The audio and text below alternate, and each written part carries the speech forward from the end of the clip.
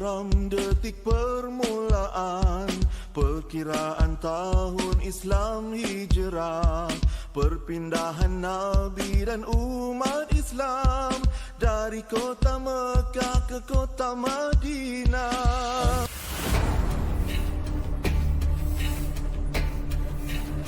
Penerima anugerah Ma'al Hijrah Amil Harta Daerah Kulai tahun 1447 Hijrah diberikan kepada Encik Asma'i bin Rashid. Beliau dilahirkan pada 23 Jun 1985 di Johor, merupakan anak jati Pekan Nenas Pontian. Beliau mempunyai 2 orang cahaya mata, seorang lelaki dan seorang perempuan. Beliau mendapat pendidikan di Sekolah Kebangsaan Kampung Sawah, Sekolah Menengah Arab Kota Tinggi, Al-Imam International Institute Kelantan, Mahat Tahfiz Akhiar Johor Bahru, Diploma Tahfiz Darul Quran Jakim, Ijazah Usuluddin di Universiti Islam Negeri Jambi, Indonesia. Beliau telah berkhidmat sebagai pembantu Hal Ehwal Islam pada tahun 2008, Imam Masjid UTM Skudai pada tahun 2009, Eksekutif Wakaf An-Nur Corporation pada tahun 2010, Pegawai Masjid UTM Skudai pada tahun 2013, Pegawai Pentafsir Al-Quran Jabatan Agama Islam Negeri Johor pada tahun 2014 dan eksekutif di Johor Plantation Group Berhad pada tahun 2015 hingga kini. Antara pelibatan beliau dalam badan bukan kerajaan NGO ialah Setiausaha Persatuan Peternak Negeri Johor pada tahun 2022, Ketua Pemuda Peladang pada tahun 2022.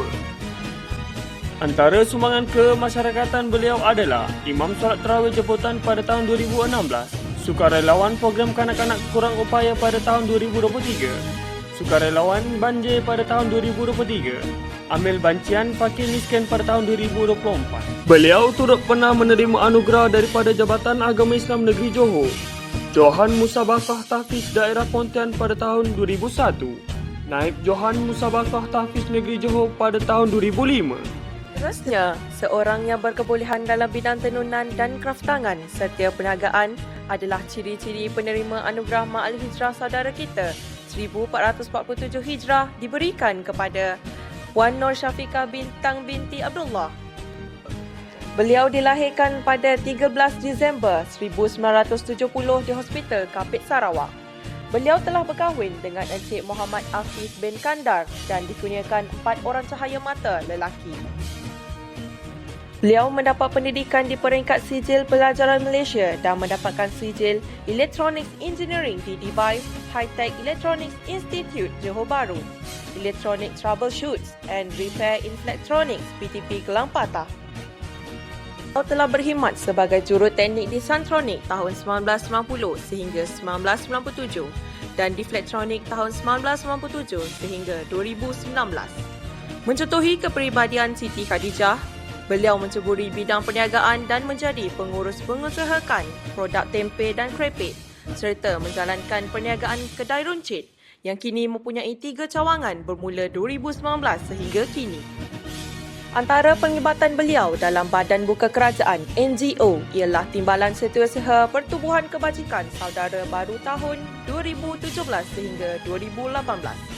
AJK PIBG SK Bandar Putra Utama Kulai 2014 sehingga 2015. Antara sumbangan kemasyarakatan beliau adalah Gotong Royong Kebersihan KRT Zone, Gotong Royong Kebersihan Masjid Kampung Kayu Arepasong, Gotong Royong Kebersihan Surau Parit Haji Abdul Rahman, Kayu Arepasong, sumbangan barangan runcit untuk jamuan dan aktiviti gotong royong, masjid dan surau, mesyuarat PIBG, program gotong royong dan aktiviti SK Bandar Putra Utama, gotong royong pelaksanaan ibadah kurban, Pertubuhan Kebajikan Saudara Kita, penyumbangan dan mengagihkan barang dapur untuk golongan yang memerlukan ketika pandemik COVID-19.